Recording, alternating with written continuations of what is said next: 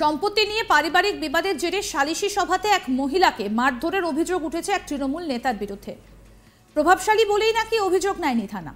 সুবিচারের দাবিতে গ্রাম পঞ্চায়েতের প্রধানের কাছে ঘুরেও মেলেনি কোনো সুরাহা। এই ঘটনার প্রতিবাদে সোমবার তুফানগঞ্জ ১ নম্বর ব্লকের নাটাবাড়ি ২ গ্রাম পঞ্চায়েত কার্যালয় সংলগ্ন রাজ্য সড়কে শুয়ে পড়েন আক্রান্ত ওই মহিলা। পুলিশের আশ্বাসেও তোলেননি অবরোধ। শেষ পর্যন্ত জোর করে পুলিশের গাড়িতে তুলে মহিলাকে বাড়িতে রেখে আসে পুলিশ। এই গোটা ঘটনাকে কেন্দ্র করে চাঞ্চল্য ছড়ায়। এই ঘটনায় পঞ্চায়েত প্রধান সোমা সিংহ রায় কি বলছেন শুনবো। বিচার মানে কি? বিচার তো আমরা করতে পারি না, কোর্ট আছে, ওদের ন্যায্য বিচার কোর্ট করবে। আর ওদের ভাই বোনের, নিজের ভাই বোনের ব্যাপার, হ্যাঁ, ওনারা কোর্ট আছে, যেখানে যাবে, যা বলবে সেই নির্দেশ ওরা মেনে নিতে হবে। মহিলাটা বলছে যে থানায় অভিযোগ করতে গেছিল, অভিযোগ নেয়নি। আপনি কি মহিলাকে থানায় অভিযোগ করবার সাহায্য করবেন? অবশ্যই করব। আপনার দলীয় কর্মীর বিরুদ্ধে মহিলাকে মারধরের অভিযোগ উঠেছে ৯ তারিখ। জাহাঙ্গীর আলম বলে একজন নামে, আপনার দলীয় কর্মী, কি বলবেন? ও দলীয় কর্মী না, ও সাধারণ একজন ভোটার। এখন ওদের ভাই বোনের, নিজের ভাই বোনের, ওদের কি সম্পত্তি নিয়ে ঝগড়া করতে ওদের এখন মারধর হয়েছে ওখানে। তো সেখানে আমরা গিয়ে তো কিছু আটক করতে পারবো না, মারধর হয়ে গেছে। কোর্ট আছে, ওখানে গিয়ে ওরা ন্যায্য বিচার হোক। পুলিশকে কি আপনারাই ডেকেছিলেন?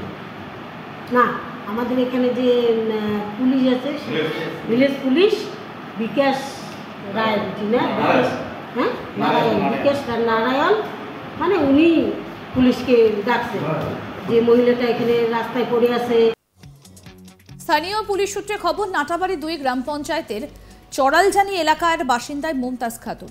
এলাকারই বাসিন্দা জাহাঙ্গীর আলম সম্পর্কে দুজনে ভাই বোন তারা। যদিও জাহাঙ্গীর আলম একজন তৃণমূল নেতা বলে দাবি মুমতাজের। বেশ কয়েক বছর আগেই ভালোবাসার জেরে প্রতিবেশী এক যুবকের সঙ্গে ঘর ছেড়েছিল মুমতাজ। তাই মুমতাজকে জমির ভাগ দিতে নারাজ জাহাঙ্গীর। পৈতৃক সম্পত্তির ভাগ নিয়ে মুমতাজ এবং জাহাঙ্গীরের মধ্যে বেশ কয়েক মাস ধরেই চলছে বিবাদ। জমি সমস্যা মেটাতে গত বুধবার আত্মীয় স্বজনদের নিয়ে বাড়িতেই সালিশি সভার আয়োজন করেছিল জাহাঙ্গীর। সভাতে উভয় পক্ষের কথাবার্তা চলার সময় আচমকাই অপর এক বোন মুমতাজকে বেধড়ক মারধর করে বলে অভিযোগ। অন্যদিকে মুমতাজকে ঘাট ধরে সেই সভা থেকে বের করে দেওয়ার অভিযোগ ওঠে জাহাঙ্গীরের বিরুদ্ধে। কি বলছেন চেয়ারম্যান নির্মলেন্দু সরকার, শুনবো।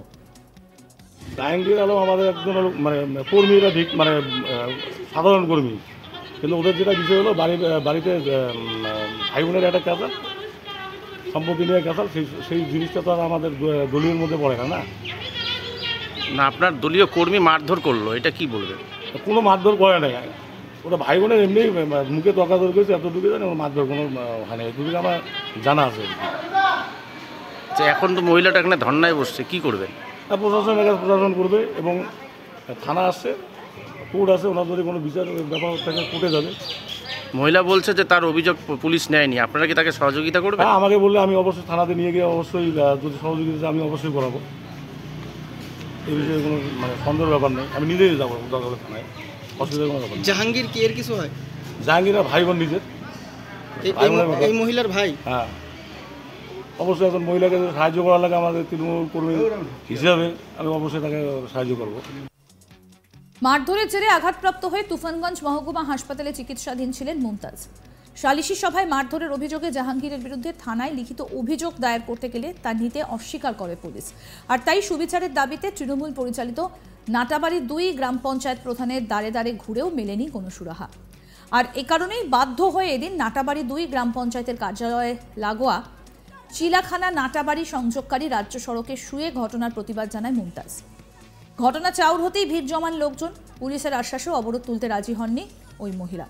শেষ পর্যন্ত মহিলাকে জোর করে পুলিশের ভ্যানে তুলে বাড়িতে রেখে আসে পুলিশ।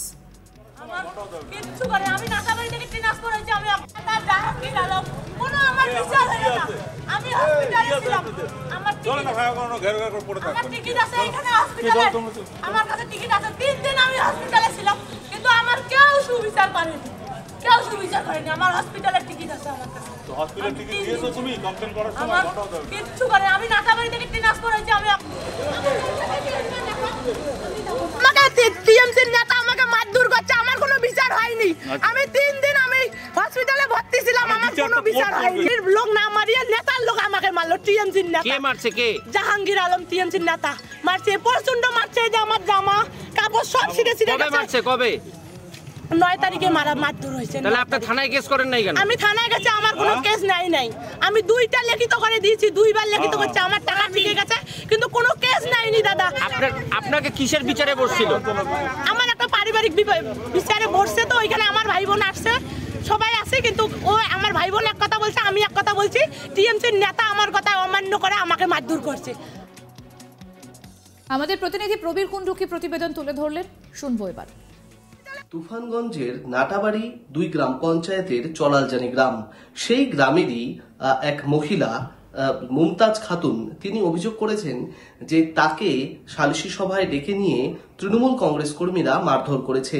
এমনকি তার সম্পর্কে তার দাদা জাহাঙ্গীর তার বিরুদ্ধে অভিযোগ উঠেছে মারধরের। অভিযোগ যে মূলত এই মুমতাজ খাতুন তিনি প্রেমের সম্পর্কে জড়িয়ে বাড়ি ছাড়া হয়েছিলেন এবং তারপর সেই প্রেমিককে বিয়েও করেন।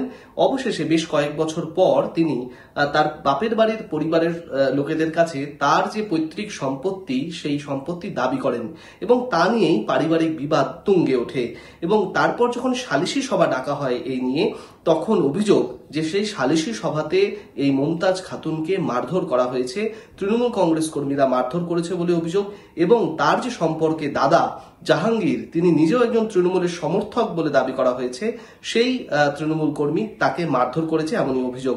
এবং এই অভিযোগ তুলে নাটাবাড়ি 2 গ্রাম পঞ্চায়েত অঞ্চল অফিসের সামনে একেবারে রাস্তায় শুয়ে বিক্ষোভ দেখান, পথ অবরোধ করেন এই নির্যাতিতা এই মহিলা এবং তিনি অভিযোগ করেন যে তাকে মারধর করা হয়, হুমকি দেওয়া হয় এবং তিনি এই বিষয়ে যখন তুফানগঞ্জ থানায় তিনি যখন লিখিত অভিযোগ দায়েরের চেষ্টা করেন, দুবার তিনি কিন্তু এই চেষ্টা করেছেন কিন্তু তারপরও তুফানগঞ্জ থানা তার কোনো লিখিত অভিযোগ নেয়নি, এমনই কিন্তু পুলিশের বিরুদ্ধে নিষ্ক্রিয়তার অভিযোগ তুলেছেন এই মহিলা এবং সে কারণে সুবিচার চেয়ে নাটাবাড়ি 2 অঞ্চল অফিসের সামনে একেবারে রাস্তায় শুয়ে এই মহিলা তিনি কিন্তু বিক্ষোভ দেখিয়েছেন এবং তারপর পুলিশ ঘটনাস্থলে আসে এবং এই নির্যাতিতা এই মহিলাকে সেখান থেকে উদ্ধার করে এবং তুফানগঞ্জ থানা সূত্রে জানা গেছে যে ইতিমধ্যেই গোটা ঘটনা তদন্ত শুরু হয়েছে।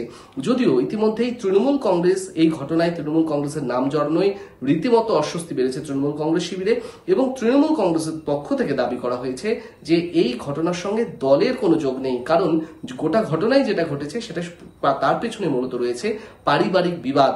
তবে তৃণমূল কংগ্রেসের স্থানীয় নেতৃত্ব তারা কিন্তু স্বীকার করে নিয়েছেন যে এই জাহাঙ্গীর যার বিরুদ্ধে মারধরের অভিযোগ উঠছে তিনি তৃণমূল কংগ্রেসের একজন কর্মী। আরও আপডেট পেতে দেখতে থাকুন আজ তাক বাংলার ইউটিউব চ্যানেল, সাবস্ক্রাইব করুন।